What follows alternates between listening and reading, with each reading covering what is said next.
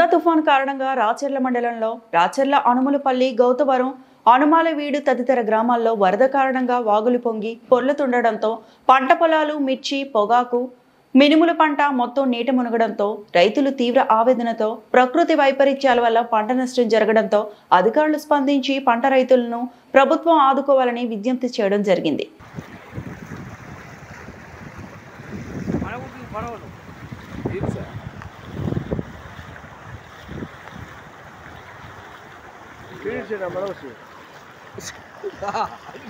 ఒక దూరం